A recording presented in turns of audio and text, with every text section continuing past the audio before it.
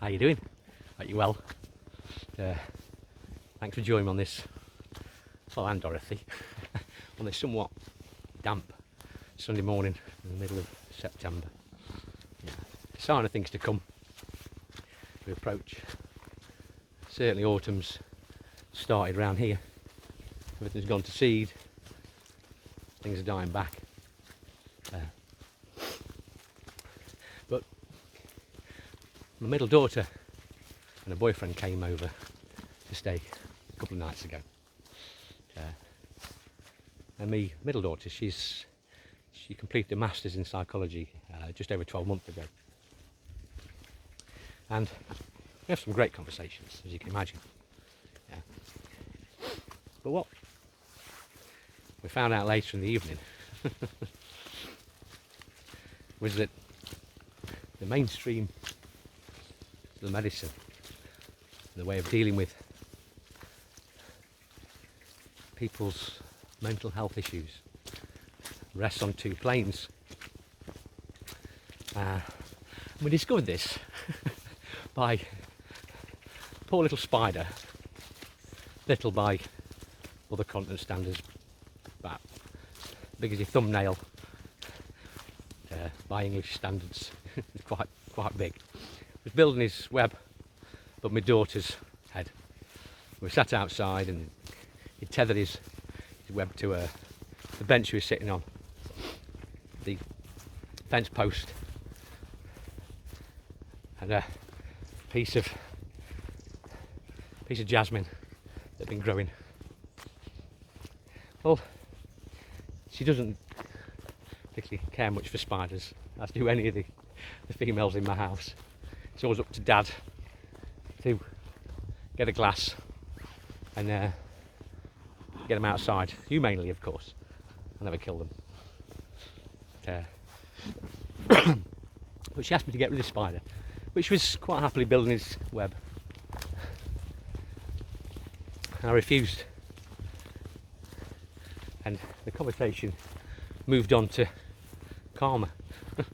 And I'm not prepared to intentionally hurt anything.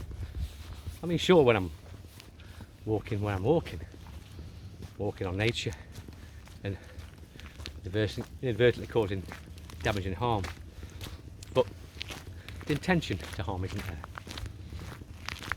and that's a massive difference. See, your resting state of being, it is a bit like your karma. It's your inner knowing of what you're prepared to accept in your life, and what you believe about your life to be true. And so the conversation developed with my daughter saying that she didn't really believe in karma. Which I said, well, it doesn't matter if you believe or not, it's I certainly believe it's a force. But that sort of statement that's come about by her education to become a psychologist. See, and we both agree on this, is the mainstream operates on two bases, that the body is sort of two entities. It's an organic form, and we have the nervous system.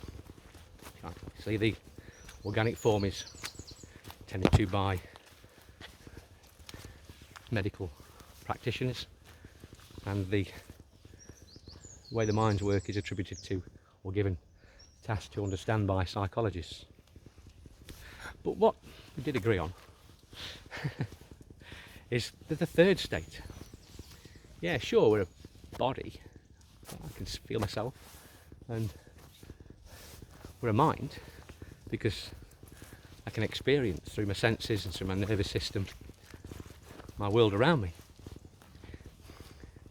But the third and very important piece is that there's spirit. Yeah, we're not just a machine. I've mentioned this before, I'm an engineer by trade, and I used to view myself as a machine and treat myself as such, but there's the spirit that possesses this body is far more important. But we don't want to talk to manage those subtle energies and how to work with them. So we treat the mind when it has problems as an imbalance of chemicals. Well, sure, that may be true,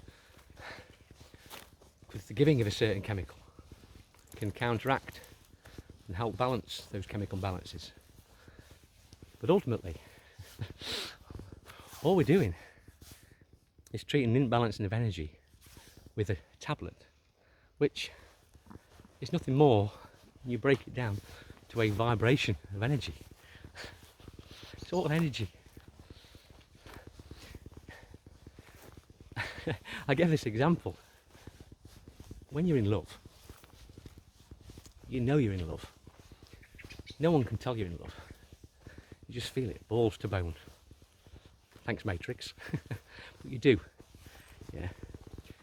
No one can give you a tablet to make you not be in love.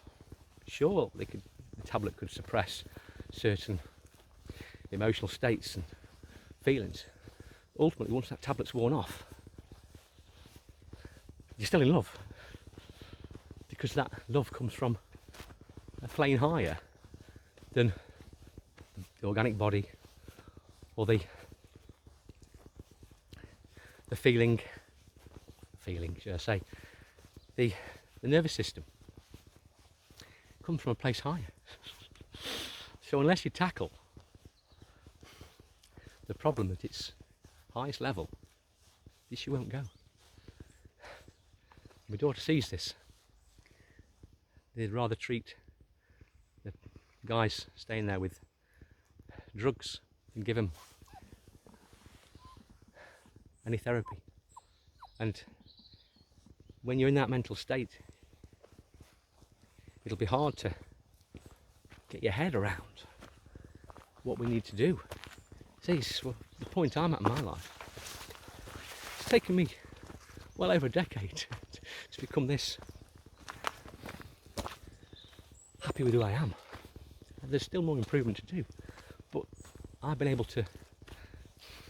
I had the motivation, the personal motivation to do it. If that motivation is suppressed, you need people. You need someone to talk to help you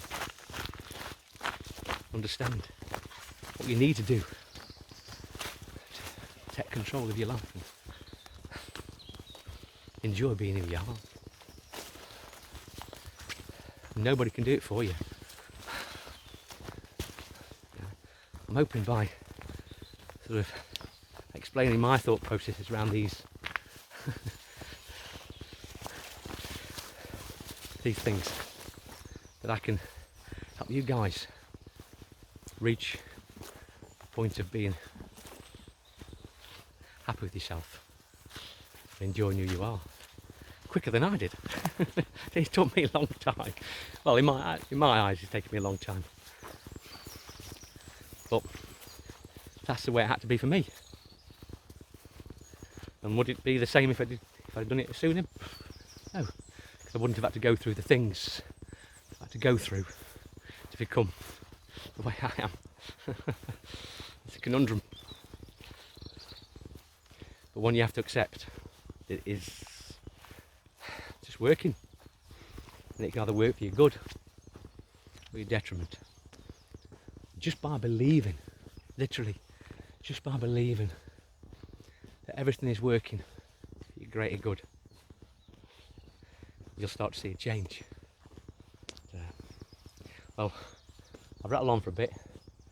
I really do enjoy these chats, and comments are fantastic. I'm learning so much from you guys, and from reviewing my own stuff, to bringing clarity and daily sweetness ever more present. Well, I hope you enjoy the rest of your Sunday, and I'll catch you soon. Take care now. Bye bye.